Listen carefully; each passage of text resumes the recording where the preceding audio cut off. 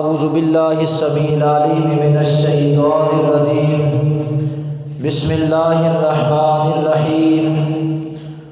قل لا اسألکم علیہ اجرا الا المودۃ فی القربى صدق اللہ العظیم ان اللہ وملائکتہ یصلون علی النبی یا ایھا الذین آمنوا صلوا علیہ وسلموا تسلیما الصلاۃ والسلام علیک یا سیدی یا رسول اللہ وعلی آلک واصحابک یا سیدی یا نبی اللہ الصلاۃ والسلام علیک یا سیدی یا شفیع المذنبین وعلی آلک واصحابک یا سیدی یا امام الانبیاء والمرسلین۔ وہ کمال حسن حضور ہے کہ گمان نقص جہاں نہیں، وہ کمال حسن حضور ہے کہ گمان نقص جہاں نہیں، یہی پھول خار سے دور ہے، یہی شمع ہے کہ دھواں نہیں۔ قرآن تو ایمان بتاتا ہے انہیں، قرآن تو ایمان بتاتا ہے انہیں، ایمان یہ کہتا ہے میری جان ہے یہ، پر ایمان یہ کہتا ہے کہ میری جان ہے یہ۔ یا صاحب الجمال و یا سید البشر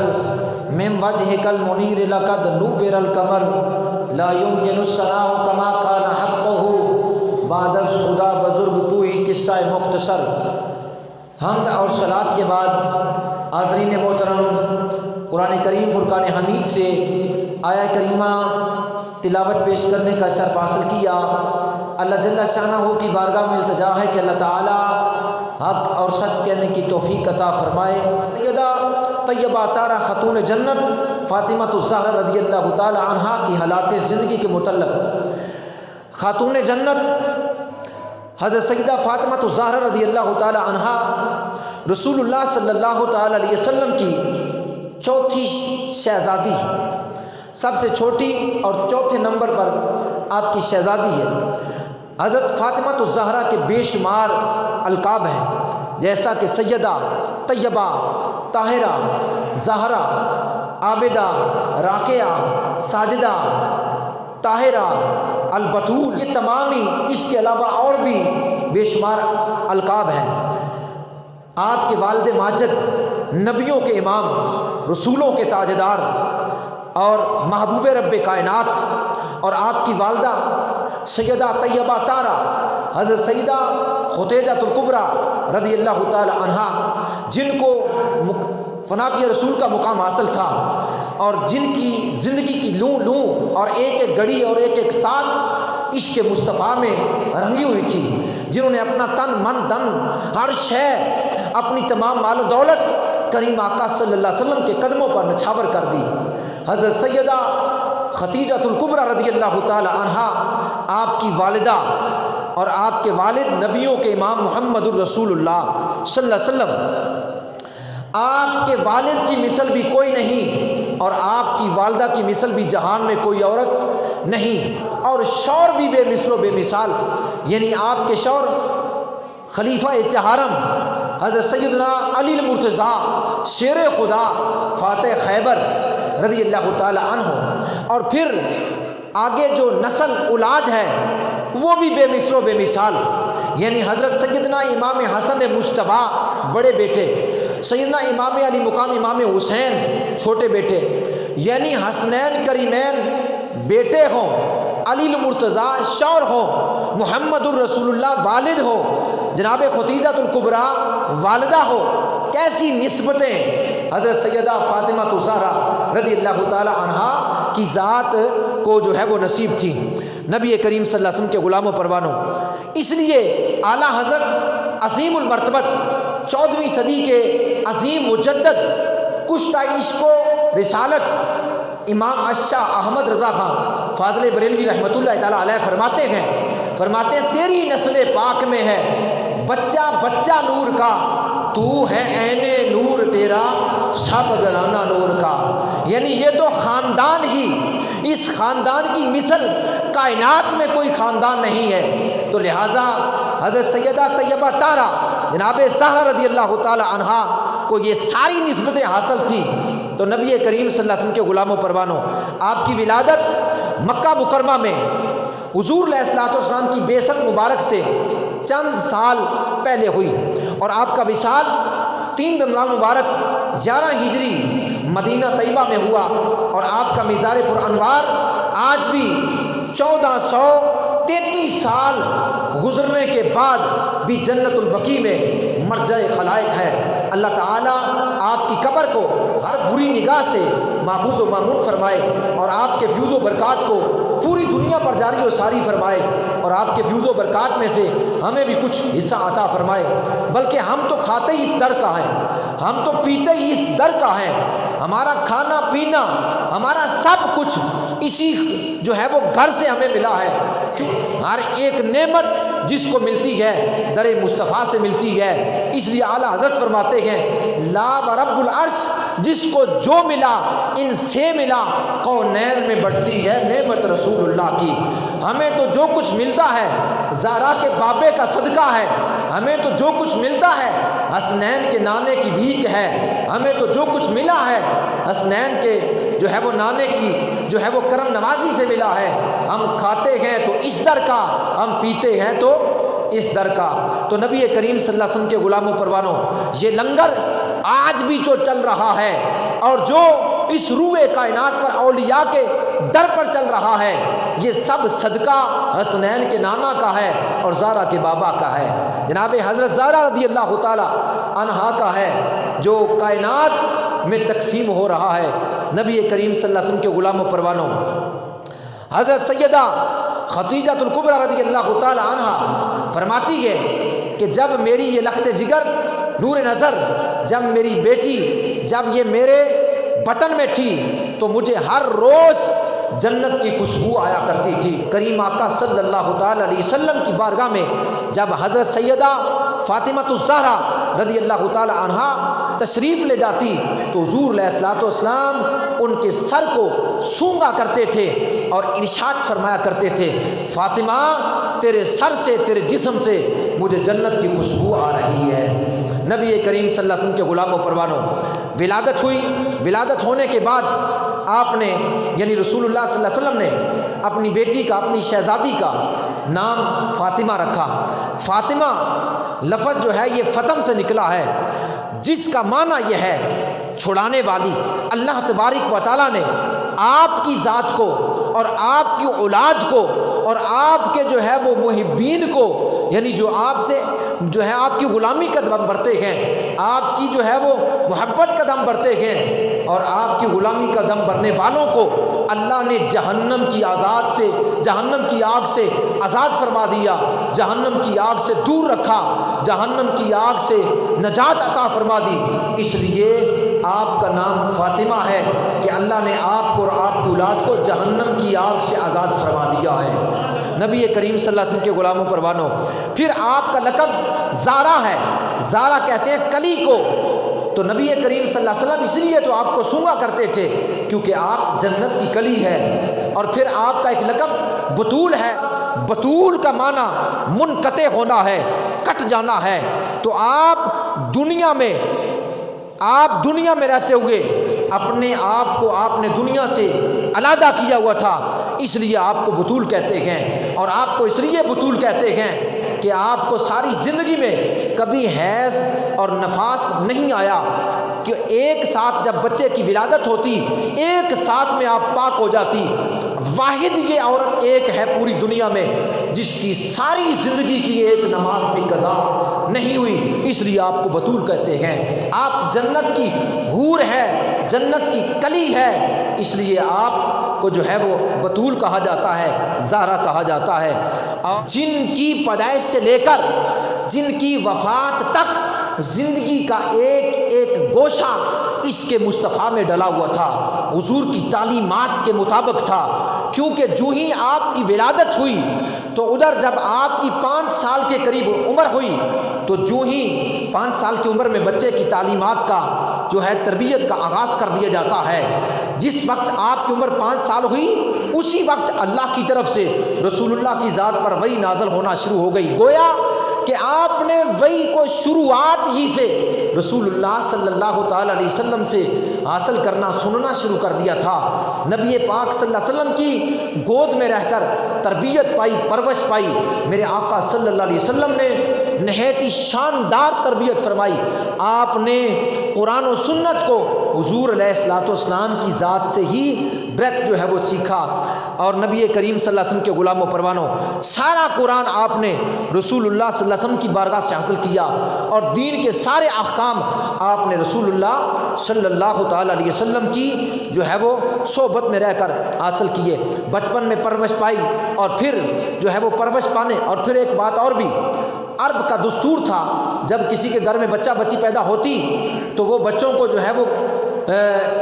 مکہ المکرمہ کے گرد و نواح میں رہنے والے جو لوگ تھے وہ لے جایا کرتے، دودھ پلایا کرتے، دائیں دودھ پلایا کرتی تھی۔ لیکن حضرت سیدہ فاطمہ الزہرا رضی اللہ تعالی عنہا کو آپ کی والدہ نے کسی کے حوالے نہ کیا، بلکہ خود اپنے پاس رکھا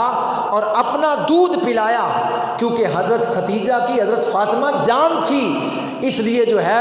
اپنے پاس رکھ کر ان کی خود تربیت فرمائی اور ان کو اپنا دودھ جو ہے وہ پلایا۔ پھر وہ وقت بھی بیتتا گیا جب کریم آقا صلی اللہ تعالی علیہ وسلم نے اللہ کے حکم سے اعلان دین کو جو ہے وہ لوگوں کے سامنے پیش کرنا شروع کر دیا، اور ظلم کی آندھیاں چلی۔ اہل مکہ رسول اللہ صلی اللہ علیہ وسلم کے مخالف ہوئے، مشرکین مکہ نے، کفار مکہ نے ظلم کی حد کر دی۔ جو میرے آقا صلی اللہ علیہ وسلم کی بارگاہ میں آ کر کلمہ پڑھ کے مسلمان ہوتا، دائرہ اسلام میں داخل ہوتا، کفار مکہ مشرکین مکہ اس پر ظلم کرتے اور ظلم کی اخیر کر دیتے، حتیٰ کہ تاریخ اس پر گواہ ہے کہ حضرت سیدنا عمار ابن یاسر رضی اللہ تعالی عنہ کی والدہ پر ظلم ڈھائے، اور آپ کے بچوں پر ظلم ڈھائے، حضرت بلال حبشی پر ظلم ڈھائے، جناب سیدنا صدیق اکبر پر ظلم ڈھائے، یعنی جو بھی کلمہ پڑھتا اس پر کفار مکہ ٹوٹ پڑتے، ظلم کی اخیر کر دیتے، مار مار کر۔ کئی تو ایسے تھے جن کی آنکھوں کو نکال دیا جاتا، کئیوں کے لیے تو آگ زمین پر بچھا دی جاتی، اوپر جو ہے وہ ننگے پیٹ لٹا دیا جاتا، اور کئیوں کے اوپر تو جو ہے وہ چکی کے پتھر رکھ دیے جاتے، اور کئیوں کی جو ہے وہ گردن کے اندر مونچھ کی رسی ڈال دی جاتی اور کھینچا جاتا۔ خود میرے مصطفیٰ کریم علیہ الصلوۃ والسلام کے ساتھ اس قدر کفار ظلم کرتے اور زیادتیاں کرتے کہ جب آپ دین کو جو ہے وہ لوگوں کے سامنے پیش کرتے تو اس وقت جو ہے وہ آپ دعوت دیتے تو آپ جو ہے آپ کو جو ہے وہ تان کا نشانہ بناتے اور طرح طرح کی بکواس کرتے۔ یہ ساری مصیبتیں، یہ ساری پریشانیاں، یہ ساری کی ساری جو ہے وہ جو ہے طریقے جو کفار کے تھے مسلمانوں کے ساتھ، یہ سب کے سب حضرت سیدہ طیبہ طاہرہ حضرت فاطمہ الزہرا رضی اللہ تعالی عنہا نے اپنی آنکھوں سے مشاہدہ کیے۔ بچپن کا زمانہ ہے اور پرورش ہو رہی ہے، لیکن یہ تمام ہی چیزیں آپ کی آنکھوں کے سامنے تھی۔ یہ دکھ اور درد، یہ کرب، سب کچھ آپ نے اپنی جو ہے وہ بچپن میں برداشت کیا۔ نبی کریم صلی اللہ علیہ وسلم کے غلاموں پروانوں، پھر وہ وقت بھی آیا جب کفار نے مکمل بائیکاٹ کیا اور شیب ابی طالب کے اندر حضور صلی اللہ علیہ وسلم کی ذات کو اور ان مسلمانوں کو جنہوں نے کلمہ پڑھا تھا ان کو بند کر دیا تھا، اور ہر قسم کا کھانا پینا اس پر پیرا لگا دیا، نہ کوئی اندر کھانا لے کر جائے نہ کوئی پانی لے کر جائے۔ یہ 3 سال کا پیریڈ تھا جسے شیب ابی طالب کی گھاٹی کہا جاتا ہے، اور یہ بڑا سخت جو ہے وہ پیریڈ تھا۔ 3 سال اس وادی کے اندر محصور رہنا، نہ کھانا ہے نہ پانی ہے، جنگل کی بوٹیوں کے اوپر گزارا ہے۔ اس وقت بھی حضرت سیدہ طیبہ طاہرہ راقیہ عابدہ حضرت فاطمہ الزہرا رضی اللہ تعالی عنہا اپنے والد کے ساتھ اس گھاٹی کے اندر محصور ہے، لیکن کبھی بھی جس وقت بچے بھوک اور پیاس کی وجہ سے بلا اٹھتے، کیونکہ 3 سال کا پیریڈ اور کئی روز جو ہے بھوک اور پیاس اور کھانا نہ ہونا، جب بچے جو ہے بھوک اور پیاس سے بلا اٹھتے، اس وقت بھی آپ نے نبی پاک صلی اللہ علیہ وسلم کی شہزادی نے جو ہے وہ صبر کا دامن نہ چھوڑا اور یہ سارا کچھ اپنی آنکھوں کے سامنے مشاہدہ کیا۔ اس کے بعد جس وقت جو ہے کہ جس وقت وہ شیب ابی طالب کی گھاٹی سے جو ہے وہ یہ پیریڈ ختم ہوا، تو اس کے بعد جیسا یہ پیریڈ ختم ہوتا ہے حضور کے چچا حضرت ابو طالب ان کا وصال ہو گیا۔ پھر چند دنوں کے بعد ہی حضرت خدیجہ الکبریٰ رضی اللہ تعالی عنہ ان کا بھی وصال ہوا۔ یہ دو غم، کیونکہ یہ دو ہی ہستیاں تھیں جو کریم آقا صلی اللہ علیہ وسلم کے ساتھ پیش تھی، ہر معاملے میں مدد کرنے والے، ہر وقت جو ہے وہ کفار و مشرکین کے سامنے ڈٹنے والے، اور ان کی جو ہے وہ زیادتیوں کو جو ہے جو وہ زیادتیاں کرتے ان کو جو ہے وہ روکنے والے اور حد درجہ محبت کرنے والے۔ تو ان دونوں نے شیب ابی طالب کی جو ہے وہ اس جو ہے وہ گھاٹی میں جو وقت بیتا اس کو گزرنے کے بعد جو ہے ان دونوں کی وفات ہو گئی۔ پھر حضور صلی اللہ تعالی علیہ وسلم آپ جو ہے وہ اعلان کبھی جو ہے وہ طائف میں، کبھی دور دور قبائل میں جا کر دین اسلام کفار اور مشرکین کے سامنے پیش کرتے۔ بعض لوگ اسلام قبول کرتے لیکن زیادہ تر ظلم کرتے اور آپ کے اوپر جو ہے وہ تانے کستے اور بکواس کرتے، اور یہ سارا معاملہ حضرت سیدہ طیبہ طاہرہ کے سامنے تھا، اور آپ کو بھی والدہ کی جدائی کا سامنا تھا۔ ادھر والدہ کی جدائی ہے، والدہ بھی حضرت جناب خدیجہ الکبریٰ جیسی عظیم ماں، وہ جو رسول پاک صلی اللہ علیہ وسلم کے ساتھ ہر درجہ محبت کرنے والی تھی، جو فنافی رسول کے مقام پر فائز تھی، جنہوں نے اپنا سب کچھ جو ہے وہ مصطفیٰ کے قدموں پر نثار کر دیا تھا اور کہا تھا یا رسول اللہ یہ قربان دلم جانم کیا چیز ہماری ہے، یہ دل بھی تمہارا ہے، یہ جان بھی تمہاری ہے، کہ قربان جائیں آقا، ہماری تو کوئی شے نہیں ہے، جو کچھ ہے وہ آپ کا ہی ہے، ہم بھی آپ کے ہیں، ہمارا مال بھی آپ کا ہے۔ اس لیے ماں بھی اس جیسی شفیق اور باپ رسولوں کا امام، نبیوں کا تاجدار، اور حضرت سیدہ طیبہ طاہرہ فاطمہ الزہرا رضی اللہ تعالی عنہا جس وقت یہ سارے معاملات دیکھتی، کفار کا ظلم، مشرکین کا ظلم، اور پھر حضور صلی اللہ تعالی علیہ وسلم جب گھر میں تشریف لاتے تو آپ اپنے والد ماجد کا چہرہ دیکھتی، اور پھر کئی مرتبہ تو ایسا ہوتا بعض نادان اور ظالم رکھ دیتے تھے اور آپ کے کپڑوں پر جو ہے اس طرح کی گرد پڑ جایا کرتی تھی۔ بعض نادان اس قسم کے تھے جب آپ سجدے میں سر رکھتے اونٹ کا اوج اٹھا کر اوپر رکھ دیتے۔ جب سیدہ فاطمہ الزہرا رضی اللہ تعالی عنہا کو معلوم ہوتا، آپ گھر سے نکلتی اور سرکار مدینہ صلی اللہ تعالی علیہ وسلم کی پشت کے اوپر سے وہ اونٹ کی اوجری کو ہٹاتی، اور پھر آنکھوں سے آنسو نکلتے، جسم پر لرزہ طاری ہو جاتا۔ میرے آقا صلی اللہ علیہ وسلم اپنی شفیق بیٹی کے سر پر ہاتھ رکھتے اور اس کے آنسو کو صاف کرتے اور فرماتے بیٹی صبر کر، تیرے والد کی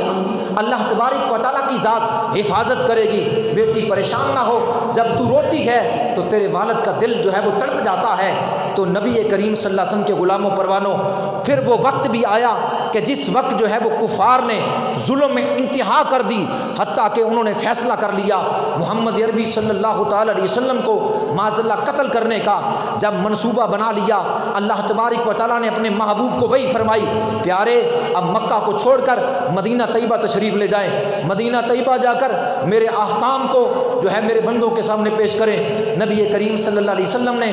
حضرت علی المرتضیٰ شیر خدا فاتح خیبر رضی اللہ تعالیٰ عنہ کو فرمایا، علی یہ ایمانتے ہیں، یہ میں تمہارے سپرد کرتا ہوں، وہ میرا بستر ہے، میرے بستر پر لیٹ جا، رات جو ہے وہ گزارنے کے بعد صبح اٹھ کر یہ ایمانتیں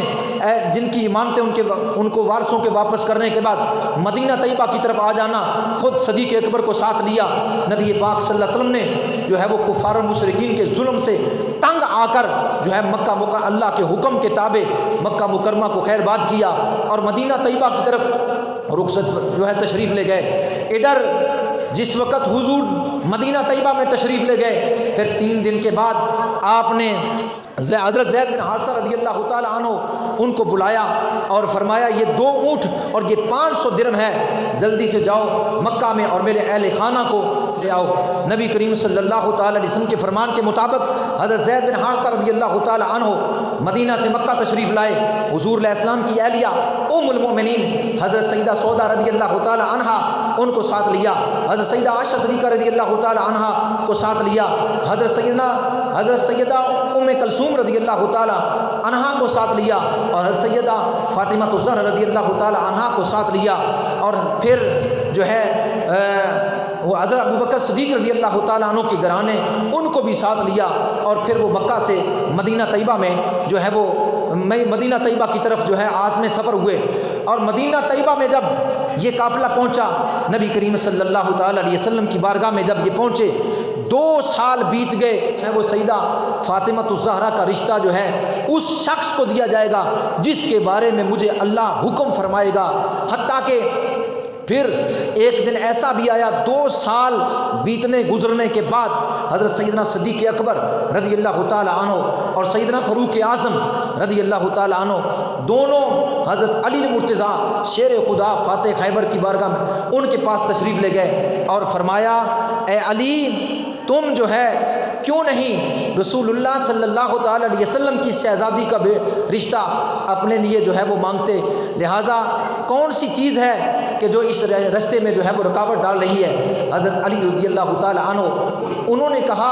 کہ رشتے میں صرف یہ بات رکاوٹ ہے کہ مجھے رسول اللہ سے مانگتے ہوئے حیا آتی ہے، شرم آتی ہے، اس لیے جو ہے وہ میں نہیں مانگتا۔ انہوں نے فرمایا تم جو ہے وہ حضور علیہ السلام کی بارگاہ سے فاطمہ کا رشتہ مانگو، تو کیونکہ کئی طرح کے لوگوں نے جو ہے رسول اللہ سے رشتے کا سوال کیا ہے، لیکن رسول اللہ صلی اللہ علیہ وسلم نے کسی کو بھی ہاں نہیں کی، تو لہٰذا تم جا کر اس رشتے کو طلب کرو۔ حضرت علی المرتضیٰ شیر خدا کے ساتھ کس قدر حضرت سیدنا صدیق اکبر اور سیدنا فاروق اعظم کی محبت تھی کہ انہوں نے فاطمہ کے نکاح کے متعلق مولا علی کو یہ مشورہ دیا۔ حضرت علی رضی اللہ تعالی عنہ کچھ دنوں کے بعد رسول اللہ صلی اللہ تعالی علیہ وسلم کی بارگاہ میں حاضر ہو گئے اور ایک کونے میں حضور کے سامنے بیٹھ گئے، چہرہ مبارک زمین کی طرف جھکا ہوا تھا۔ میرے آقا صلی اللہ علیہ وسلم کی بارگاہ میں سوال نہیں کرتے۔ حضور علیہ السلام نے دیکھا، فرمایا علی کیسے آئے ہو؟ عرض کیا یا رسول اللہ صلی اللہ علیہ وسلم ویسے آیا ہوں۔ فرمایا نہیں علی فاطمہ کے رشتے کے لیے آئے ہو؟ فاطمہ کے رشتے کے لیے آئے ہو؟ تو فاطمہ کے رشتے کے لیے تمہارے پاس کیا ہے؟ عرض کیا آقا آپ کو علی کی زندگی کے متعلق پتہ ہے، ایک گھوڑا، ایک زرہ، ایک تلوار، اس کے سوا کچھ نہیں ہے۔ فرمایا اچھا، اس طرح فرمایا جب انہوں نے عرض کیا یہ 3 چیزیں ہیں اور کچھ نہیں ہے، فرمایا یہاں بیٹھ جاؤ۔ حضرت علی وہاں بیٹھ گئے۔ حضور صلی اللہ تعالی علیہ وسلم حضرت فاطمہ الزہرا رضی اللہ تعالی عنہا آپ کے پاس تشریف لے گئے اور جا کر ارشاد فرمایا بیٹی علی تیرے رشتے کے لیے آئے ہیں اور اللہ کا بھی یہی حکم ہے اور میں محمد صلی اللہ تعالی علیہ وسلم بھی اس رشتے پر راضی ہوں، اللہ کی بھی رضا یہی ہے اور میری بھی رضا یہی ہے، اب بتا تیری رضا کیا ہے؟ حضرت فاطمہ نے سن کر اپنی گردن کو جو ہے حیا یعنی شرم و حیا کی وجہ سے نیچے جھکا لیا۔ حضور صلی اللہ علیہ وسلم اٹھے اور سیدھے پھر علی کے پاس، فرمایا علی گھوڑے کو اپنے پاس رکھو اور تلوار کو اپنے پاس رکھو، تو جو زرہ ہے اس کو بیچ دو، فروخت کر دو اور وہ رقم لے کر وہ میرے پاس آؤ۔ حضرت علی رضی اللہ تعالیٰ عنہ، اور تمہیں مبارک ہو کہ تم جو ہے عنقریب محمد صلی اللہ تعالیٰ علیہ وسلم کے داماد بننے والوں۔ حضرت علی رضی اللہ تعالیٰ فرماتے ہیں میں خوش ہوا اور حضور کے حکم کے مطابق زرہ لی اور بازار میں نکلا۔ جو ہی بازار میں نکلا تو میرے ہاتھ میں زرہ تھی، میں نے دیکھا حضرت عثمان غنی رضی اللہ تعالیٰ عنہ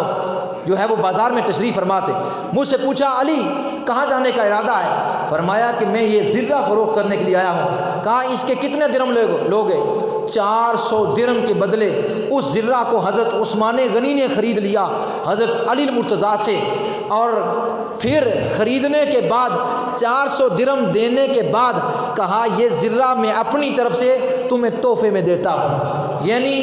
زرہ بھی واپس کر دی اور 400 درہم بھی عطا کر دیے۔ کتنی صحابہ میں آپس میں ایک دوسرے کے ساتھ محبت تھی کہ حضرت ابو بکر عمر علی کو فاطمہ کے نکاح کا مشورہ دے رہے ہیں اور عثمان غنی اس پر جو ہے وہ زرہ پر مال و دولت دے رہے ہیں اور زرہ کو بطور تحفہ واپس کر رہے ہیں، یعنی چاروں میں کس قدر محبت تھی، کس طرح ان کا آپس میں جو ہے رشتہ تھا، گہرا تھا، ذرا برابر بھی ایک دوسرے کے اندر رائی کے برابر بھی حسد نہیں تھا، رائی کے برابر بھی بغض نہیں تھا، محبت ہی محبت تھی، بھائی چارہ بڑا گوڑا تھا، بڑا گہرا تعلق تھا اور بڑی جو ہے وہ گہری دوستی تھی آپس میں۔ کیوں نہ دوستی ہو کہ میرے آقا صلی اللہ تعالی علیہ وسلم کی 2 صاحبزادیاں، 2 بیٹیاں حضرت جو ہے عثمان غنی کے گھر میں اور ایک بیٹی مولا علی کے گھر میں، اور حضرت عمر فاروق کی ایک بیٹی جو ہے رسول اللہ صلی اللہ علیہ وسلم کے گھر میں اور صدیق اکبر کی ایک بیٹی رسول اللہ صلی اللہ علیہ وسلم کے گھر میں کس طرح آپس میں جو ہے وہ رشتہ داری تھی میرے نبی کریم صلی اللہ علیہ وسلم کے غلاموں پروانوں. اور پھر حضرت فاطمہ الزہرا حضور کی اکیلی بیٹی نہیں تھی, یہ 4 بیٹیاں تھی رسول اللہ صلی اللہ علیہ وسلم کی. حضرت خدیجہ الکبریٰ رضی اللہ تعالی عنہا کے بطن سے پہلی کا نام تھا حضرت سیدہ زینب رضی اللہ تعالی عنہا, دوسری کا نام تھا حضرت سیدہ رقیہ رضی اللہ تعالی عنہا, تیسری کا نام تھا حضرت سیدہ ام کلثوم رضی اللہ تعالی عنہا, چوتھی کا نام تھا خاتون جنت حضرت فاطمہ الزہرا رضی اللہ تعالی عنہا. یہ 4 جو ہے بہنیں تھی, سکی بہنیں تھی, جو حضرت جو ہے خدیجہ الکبریٰ رضی اللہ تعالی عنہا کے بطن سے تھی. اور پھر ایک تو یہ بہنیں تھی حضرت فاطمہ کی, دوسری کہ حضرت فاطمہ کی جو بیٹیاں تھیں 3 بیٹیوں کا نام آپ نے اپنی بہنوں کے نام کے اوپر رکھا. 3 بیٹیوں کا نام, 3 بیٹیاں تھیں اور 3 ہی بیٹے تھے. فاطمہ الزہرا کے 3 بیٹے 3 بیٹیاں. حضرت فاطمہ الزہرا رضی اللہ تعالی عنہا کے 3 بیٹے حضرت امام حسن سب سے بڑے, حضرت امام حسین درمیانے, حضرت امام محسن سب سے چھوٹے بچپن میں وفات پا گئے, اس لیے ان کا ذکر نہیں آتا, وہ بچپن میں جو ہے وفات پا گئے اور ان دونوں کا ذکر آتا ہے. اور جو ہے وہ 3 ہی بیٹیاں تھیں, بڑی کا نام زینب رکھا, چھوٹی کا نام رقیہ, اس کے چھوٹی کا نام کلثوم, یعنی اپنی بہنوں کے اوپر اپنی بیٹیوں کا نام رکھا. نبی کریم صلی اللہ علیہ وسلم کے غلاموں پروانوں, الغرض نبی کریم صلی اللہ تعالی علیہ وسلم نے حضرت علی رضی اللہ تعالیٰ عنہ کو بھیجا اور انہوں نے زرہ فروخت کی اور زرہ عثمان غنی نے تحفے کے طور پر واپس کر دی اور جو ہے وہ 400 درہم بھی دے دیے. اس کے بعد نبی کریم صلی اللہ تعالی علیہ وسلم نے فرمایا بلال, جی یا رسول اللہ, فرمایا بازار سے چھہارے خرید کر لاؤ. صدیق اکبر کو بلایا, فرمایا صدیق, جی یا رسول اللہ, فرمایا یہ درہم لے جاؤ اور شادی کے جو ہے وہ شادی کے جو سامان ہے وہ سامان خرید کر لاؤ. جس ہستی نے حضرت فاطمہ الزہرا کے جہیز کا سامان خریدا اسے ابو بکر صدیق کہتے ہیں. جس نے چھوارے لائے وہ حضرت بلال حبشی ہے. جنہوں نے نکاح کا مشورہ دیا وہ صدیق اور فاروق ہیں. جنہوں نے مال پیش کیا وہ عثمان غنی ہیں. تو یہ آپس میں کتنی ایسی محبت تھی. اب جس وقت یہ سارا کچھ ہو گیا, نبی کریم صلی اللہ تعالی علیہ وسلم نے فرمایا کہ اے بلال اب مسجد نبی میں چلے جاؤ اور صحابہ کو بلا لاؤ. صحابہ آ گئے. حضور علیہ السلام نے فرمایا سنو, میں نے اللہ کے حکم سے اپنی بیٹی فاطمہ کا نکاح علی المرتضیٰ سے کر دیا ہے. میں نے اللہ کے حکم سے اپنی بیٹی فاطمہ کا نکاح علی سے کر دیا ہے, بس تم اس پر گواہ رہنا. اور جو مہر کی رقم ادا کی وہ 400 مسکال چاندی کی صورت میں پیش کی. اور اس کے بعد حضور صلی اللہ تعالی علیہ وسلم نے خطبہ نکاح فرمایا. جبریل علیہ السلام حاضر ہوئے اور عرض کیا یا رسول اللہ صلی اللہ علیہ وسلم, آسمانوں پر اللہ جل شانہ نے علی اور فاطمہ کا نکاح کر دیا ہے, زمین پر آپ نے علی اور فاطمہ کا نکاح کر دیا ہے. اس وقت حضرت علی المرتضیٰ کی عمر 21 سال تھی اور حضرت فاطمہ الزہرا کی عمر 18 سال تھی. اور جس وقت یہ نکاح ہوا, نکاح ہونے کے بعد نبی کریم صلی اللہ تعالی علیہ وسلم نے پانی کا ایک پیالہ منگوایا, اس پر دم کیا اور آدھا حضرت علی کے سینے پر اور کچھ حضرت فاطمہ الزہرا کے سینے پر چھٹے مارے اور بقایا جو بچا فرمایا دونوں تھوڑا تھوڑا کر کے اس کو پی لو. اور اس کے بعد جو جہیز میں سامان دیا گیا اس کی لسٹ بھی تاریخ کے اندر آتی ہے. امام الانبیاء صلی اللہ علیہ وسلم جو ہے کائنات کے مالک ہیں, کائنات کی ہر شے کو تقسیم فرمانے والے ہیں, لیکن اگر چاہتے تو حکم فرما دیتے کہ مدینہ کے پہاڑ سونا بن کر آ جائیں, میں اپنی بیٹی کے جہیز میں پیش کرنا چاہتا ہوں. حکم فرماتے تو ایسا ہو جاتا, لیکن آپ نے تو فقر کو اختیار دیا اور یہ فقر اختیاری تھا, کوئی مجبور نہیں تھے حضور صلی اللہ علیہ وسلم کی ذات, کیونکہ آپ تو کائنات کی ہر شے کے مالک ہیں. اللہ نے آپ کو خیر کثیر عطا فرمایا اور قرآن میں اعلان فرمایا انا اعطیناک الکوثر, اے محبوب ہم نے تو آپ کو خیر کثیر عطا فرمایا ہے. خیر کثیر یعنی ہر شے میں کثرت عطا فرمائی ہے. اس لیے وَأَمَّا السَّائِلَ فَلَا تَنْهَرْ, کوئی سائل بھی آپ کی بارگاہ میں آئے, جس قسم کا مرضی آئے آپ کی بارگاہ میں سوال کرے, رد نہ کرنا بلے اسے عطا کرنا. عطا وہی کرتا ہے جس کے پاس کچھ ہوتا ہے, وہ نہیں عطا کر سکتا جس کے پاس کچھ نہیں ہوتا۔ میرے آقا تو کریم آقا ساری کائنات کے مالک تھے، کیونکہ خود فرمایا حدیث پاک میں فرمایا اوتی تو مفاتح خزائن الارض، اللہ نے مجھے تمام خزانوں کی چابیاں عطا فرما دی ہے۔ اس لیے اعلیٰ حضرت فرماتے ہیں انا اعطیناک الکوثر، ساری کثرت پاتے یہ ہیں، ٹھنڈا ٹھنڈا میٹھا میٹھا پیتے ہم ہیں، پلاتے یہ ہیں، رب ہے موتی یہ ہے قاسم، رزق اس کا کھلاتے یہ ہیں، رافع نافع دافع شافع کیا کا رحمت لاتے یہ ہیں، رب ہے موتی یہ ہے قاسم، رزق اس کا کھلاتے یہ ہیں۔ فرمایا دوسری جگہ پر فرمایا لا و رب العرش، جس کو جو ملا ان سے ملا، کونین میں بٹتی ہے نعمت رسول اللہ کی۔ تو حضور اگر چاہتے تو سونے کے پہاڑ آ جاتے۔ میرے آقا نے یہ فقر اختیاری فرمایا ہوا تھا، اس لیے فرمایا کرتے تھے، عرض کرتے اے اللہ میں تو تیری بارگاہ میں عرض کرتا ہوں، ایک دن ملے تو تیرا شکر ادا کروں، دوسرے دن نہ ملے تو میں صبر ادا کروں۔ نبی پاک صلی اللہ علیہ وسلم کے غلاموں، یہ تو خزانے تقسیم فرمانے والے ہیں، یہ تو کھلانے والے ہیں، اور یہ تو جہاں کھلا کر خوش ہونے والے ہیں۔ نبی کریم صلی اللہ علیہ وسلم کے غلاموں پروانوں، جو جہیز میں اپنی بیٹی کو دیا، تاجدار جو ہے وہ تاجدار مدینہ، جناب اللہ کے تمام انبیاء کے تاجدار اور نبیوں کے سردار، اللہ کے محبوب اور کائنات کے مالک و مختار، اپنی بیٹی کو جہیز میں کیا دیتے ہیں؟ ایک چادر دی اور ایک سادہ بسترا جو ہے وہ کپڑوں کا وہ دیا، اور مٹی کے 2 گھڑے دیے، کھجور کے پتوں کی ایک چٹائی دی، گلاس 4 عدد دیے، تانبے کا 1 لوٹا دیا، اور کپڑوں کا 1 جوڑا دیا، چاندی کے 2 بازو بند دیے، اور موٹے کپڑے کے 4 تکیے دیے، اعلیٰ قسم کی 1 قمیض دی، اور جو ہے وہ چمڑوں کے ٹکڑوں کے اوپر لکھے ہوئی قرآن کی چند آیات، یعنی سورتوں کی صورت میں وہ دی۔ یعنی یہ 12 چیزیں تھی جو اللہ کے محبوب نے اپنی بیٹی کو جہیز میں دی۔ آج ہم دیکھ لیں جو شریعت مصطفیٰ کے متوالے ہیں اور اپنے آپ کو یہ شریعت مصطفیٰ کے عین تابع بھی کر کے جو ہے وہ زندگی بسر کرنے کا دعویٰ کرتے ہیں کہ ہم کیا کچھ کرتے ہیں، اور بلکہ ہماری ڈیمانڈ ہو جاتی ہے۔ یعنی بچی کا جب رشتہ لیا جاتا ہے تو ہم سوال کر دیتے ہیں بچی کو کیا دے، تمہیں کیا تکلیف کیا دو گے؟ کیا رسول اللہ صلی اللہ علیہ وسلم نے ایسا حکم فرمایا، یا کیا صحابہ اکرام نے ایسا کیا کہ تم کیا دو گے؟ یہ تو سراسر زیادتی ہے۔ اس ڈیمانڈ کی وجہ سے ہی کثیر التعداد جو ہے وہ پڑھی لکھی عورتیں اور نہایت ہی جو ہے وہ اچھی عورتیں اور با اخلاق عورتیں، ان کے رشتے نہیں ہو رہے۔ کیوں؟ ان کے باپ غریب ہیں، دے نہیں سکتے، ڈیمانڈ پوری نہیں کر سکتے، اس لیے بچیاں جو ہے ان کو رشتہ نہیں مل رہا۔ تمہاری ڈیمانڈ زیادہ کرنا کی وجہ، کیا یہ شریعت تھی؟ شریعت مصطفیٰ کا پاس تم اپنے آپ کو تو کہتے ہو کہ ہم تو جناب شریعت مصطفیٰ کے جناب والا تابع ہیں اور ہم تو دین کے ٹھیکیدار ہیں، تمہارا تو لمحہ جو ہے وہ جلے اٹھا کر جو ہے تبلیغ میں گزرتا ہے، تو کیا یہی تبلیغ تھی کہ غریب کی بچی کا رشتہ لینے والا کوئی نہ ہو، اور غریب کی بچی کا رشتہ اس وجہ سے رہ جائے کہ اس کا باپ محنت مزدوری کرنے والا ہے، یا اس بچی کا والد ہے نہیں، وہ بچی یتیم ہے، یا اس کا جو ہے وہ بھائی یعنی وہ اس قدر کما نہیں سکتا کہ اپنی بہن کو اس قدر جہیز جو ہے وہ دے سکے۔ اس وجہ سے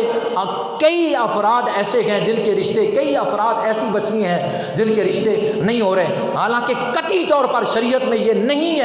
نہیں ہے کہ جناب بندہ کہ اتنی جو ہے ڈیمانڈ اتنی چیز دو گے تو رشتہ لیں گے۔ اس وقت شریعت مصطفیٰ نظر نہیں آتی، ویسے کاموں میں آپ شریعت، لیکن جس وقت یہ معاملہ آئے اس وقت تمہیں کچھ نظر نہیں آتا۔ بعض ایسے بھی ہیں اگر 4 لائٹیں مسجد میں لگی ہونا کہتے ہیں فضول خرچی ہے، لیکن کروڑوں کی تعداد میں اپنے جو ہے شادیوں پر خرچ کر دیتے ہیں۔ اس وقت پاس شریعتو صاحب کو شریعت نظر نہ آئی، اس وقت یہ مسئلہ نظر نہ آیا کہ یہ اتنا خرچ، کیا اللہ کے نبی نے کہا، کیا اللہ نے فرمایا، کیا صحابہ نے یہ کیا؟ اس وقت نہیں نظر آتا۔ خدارا اگر دیکھنا چاہتے ہو، کامیابی حاصل کرنا چاہتے ہو، نبی کی بیٹی کی جناب سیرت کو پڑھ لو، اور نبی کی جناب سیرت کو پڑھ لو اور دیکھو حضور چاہتے تو احد کا پہاڑ سونا بن کر آ جاتا، حضور چاہتے تو جناب بندہ کے مدینہ کے پہاڑ سونا بن کر حضور کی بارگاہ میں آ جاتے، لیکن حضور صلی اللہ علیہ وسلم جانتے ہیں کہ قیامت تک اب اور کوئی نبی نہیں، میں ہی نبی آخر زماں ہوں، اور آخری بندے تک میں ہی اس کا مقتدا اور رہنما ہوں، میری وجہ سے ہی اس کو جو ہے زندگی کے طریقے، زندگی کے اصول کیا ہوں گے، میری وجہ سے پتہ چلیں گے۔ میرے آقا اگر فرماتے تو سونے کے پہاڑ آ جاتے اور اتنا کچھ دے دیتے، لیکن امت مصطفیٰ کا غریب بعد میں کیا کرتا، اس لیے حضور جانتے تھے، اس لیے آپ نے اپنی بیٹی کو یہ دیا تاکہ ہر میرا وہ امتی جو غریب ہے وہ اپنی بیٹی کا رشتہ کرتے وقت دیکھ لے کہ محمد عربی پوری کائنات کے مالک و مختار ہیں، رب کائنات کے محبوب ہیں، ان سے بڑھ کر کوئی نہیں، ان کی بیٹی سے بڑھ کر کوئی نہیں ہے، تو انہوں نے اپنی بیٹی کو یہ کچھ جہیز میں عطا فرمایا ہے، تو وہ اپنی بیٹی کا رشتہ کرتے وقت جو ہے میری بیٹی کے جہیز کے متعلق دیکھ لے، اس لیے مصطفیٰ کریم علیہ السلام نے یہ کچھ عطا فرمایا۔ اس کے بعد دعوت ولیمہ ہوئی، صحابہ اکرام رضوان اللہ تعالیٰ اجمعین نے کھانا کھایا، حضور علیہ السلام نے اس کھانے میں سے ایک جو ہے وہ پیالہ لیا،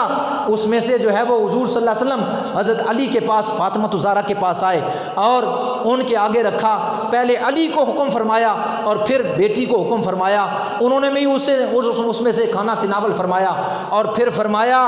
اے فاطمہ غور سے سن، اے فاطمہ غور سے سن، میں نے تیری شادی اللہ کے حکم سے، میں نے تیری شادی اللہ کے حکم سے اس شخص کے ساتھ کی ہے جو میرے خاندان میں سب سے بہترین تھا، میں نے اپنی اے میری بیٹی میں نے تیری شادی اس شخص کے ساتھ کی ہے جو میرے خاندان میں سب سے بہتر تھا خاندان میں، لہٰذا شوہر کی فرما برداری کرنی ہے، ہر حال میں اطاعت گزاری کرنی ہے، ذرا بھی نہ جو ہے وہ فرق، اطاعت گزاری اور فرما برداری میں ذرا بھی فرق نہ آئے۔ پھر اپنی بیٹی کو یہ ارشاد فرمانے کے بعد حضرت علی کی طرف دیکھا اور فرمایا اے علی میں تجھ کو مخاطب ہو کر کہتا ہوں، اے علی تجھے مبارک ہو کہ تم رسول خدا کی بیٹی کے شوہر ہو، اور یہ بیٹی دنیا کی بہترین عورتوں میں سے ہے، دنیا کی تمام عورتوں سے بہترین ہے، تم اس کے شوہر ہو اور میرے داماد ہو، اور سنو فاطمہ میرے جگر کا ٹکڑا ہے، اے علی سنو فاطمہ میرے جگر کا ٹکڑا ہے، اس کے ساتھ محبت اور الفت کے ساتھ پیش آنا، اس کے ساتھ محبت اور الفت کے ساتھ پیش آنا۔ اس کے بعد رسول اللہ صلی اللہ علیہ وسلم نے حضرت علی اور حضرت فاطمہ الزہرا کو رخصت فرما دیا۔ یہ گھر جو تھا یہ مسجد نبوی شریف سے تھوڑا دور تھا، یہ گھر حضرت علی کا گھر جس میں آپ رہ رہے تھے وہ تھوڑا سا مسجد نبی سے دور تھا۔ نبی پاک صلی اللہ تعالی علیہ وسلم روزانہ، نبی پاک صلی اللہ علیہ وسلم روزانہ اپنی بیٹی کے گھر میں جایا کرتے تھے۔ حضور صلی اللہ علیہ وسلم اس قدر محبت فرماتے اپنی بیٹی سے، فرماتے فاطمہ تو بدعۃ منی، فرمایا فاطمہ میرے جگر کا ٹکڑا ہے، فاطمہ میرے جگر کا ٹکڑا ہے۔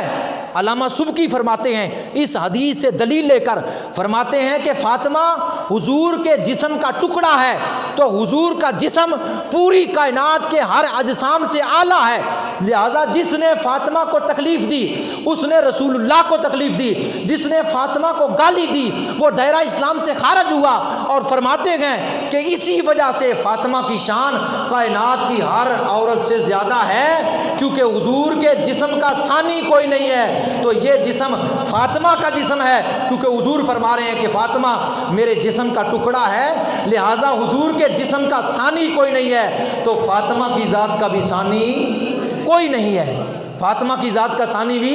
کوئی نہیں ہے۔ اسی لیے حضور صلی اللہ علیہ وسلم نے فرمایا فاطمہ جس نے تجھے ناراض کیا اس نے مجھے ناراض کیا، جس نے تجھے راضی کیا اس نے مجھے راضی کیا، یعنی حضور کی رضا فاطمہ کی رضا میں ہے اور جناب حضور کی ناراضگی جناب فاطمہ کی ناراضگی میں ہے۔ نبی کریم صلی اللہ علیہ وسلم کے غلاموں پروانوں حضور علیہ السلام نے ارشاد فرمایا الفاطمہ تو سیدۃ النساء اہل الجنہ، فرمایا فاطمہ جنتی عورتوں کی، تمام جنتی عورتوں کی سردار ہے، یعنی جس طرح آپ کے بیٹے تمام جنتی نوجوانوں کے سردار ہیں، اسی طرح میرا فاطمہ تمام جنت کی عورتوں کی سردار ہے۔ حضور علیہ السلام نے فرمایا قیامت کے روز حکم ہوگا اللہ تبارک و تعالیٰ کی طرف سے، اے لوگوں، اے نبیوں، اے رسولوں، اے لوگوں، اپنی نگاہوں کو بند کر لو، اپنی گردنوں کو جھکا دو،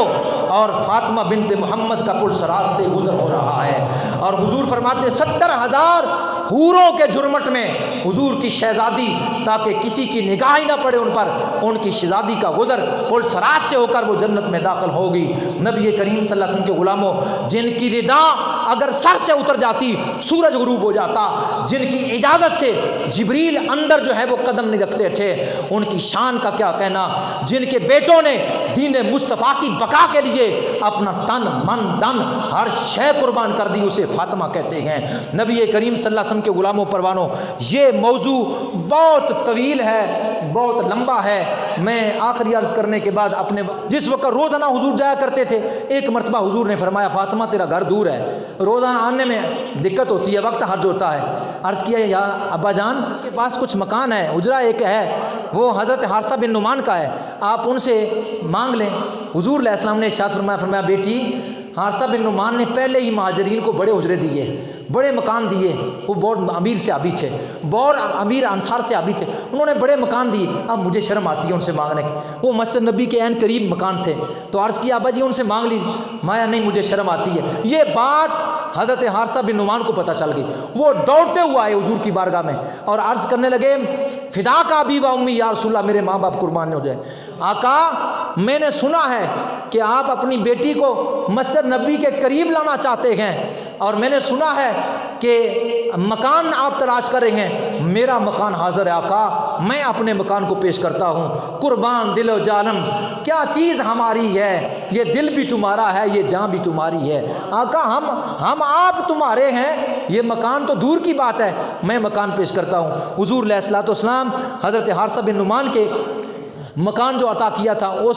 اس میں جو ہے اپنی بیٹی کو اس مکان میں لے آئے، اور یہ مکان، اس میں پھر صبح و شام حضور روزانہ جایا کرتے، اور یہ مکان جو اجرا تھا اس کو فاطمہ الزہرا نے جنت کا ٹکڑا بنا دیا تھا، خود صفائی کرتی، خود کام کاج کرتی، خود گھر کی جو ہے صفائی ستھرائی کرتی، عورتوں کی سردار، امام الانبیاء کی لخت جگر، اور گھر کا سارا کام خود کرنا، اور آٹا چکی پر خود پیسنا، بچوں کی جو ہے وہ پرورش خود کرنا، اور گھر کے تمام معاملات خود اپنے ہاتھوں سے، اور پھر ساری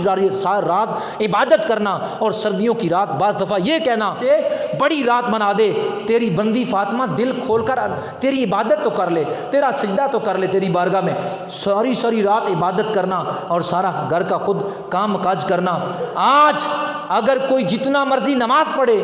زکوٰۃ دے، حج کرے، خانہ کعبہ کے ساتھ لپٹ کر روئے، اور اخلاق اچھے ہوں، زبان میٹھی ہو، ہر طرح کی کیٹیگری اس کے اندر ہو، اگر نبی کی آل کے بارے میں دل میں ذرا بھی بغض ہے، حسنین کریمین کے بارے میں، فاطمہ الزہرا کے بارے میں، علی المرتضیٰ کے بارے میں رائی کے برابر بھی بغض ہے، خدا کی عزت کی قسم ہے اس کی نماز قبول نہیں، اس کا حج قبول نہیں، اس کا کچھ بھی نہیں، چاہے اس کا جتنا مرضی اچھا اخلاق ہو، جتنی مرضی جو ہے وہ میٹھی زبان ہو، اس کا کچھ بھی نہیں، اس کے دل میں اگر جو ہے ان کی محبت نہ ہوئی۔ اللہ نے قرآن میں فرمایا قل لا اسألکم علیہ اجرا الا المودۃ فی القربى، اے محبوب آپ فرما دیں اے لوگو میری وجہ سے تمہیں قرآن ہر چیز ملی ہے، اس پر میں کوئی بدلہ نہیں مانگتا مگر الا المودۃ فی القربى، میری اہل بیت کے ساتھ پیار کرنا۔ اللہ کی بارگاہ میں دعا ہے اللہ عمل کی توفیق۔ مزید معلومات کے لیے ہمارا یوٹیوب چینل فیضان زندہ پیر وزٹ کیجیے۔ مزید معلومات کے لیے ہمارا یوٹیوب چینل فیضان زندہ پیر وزٹ کیجیے۔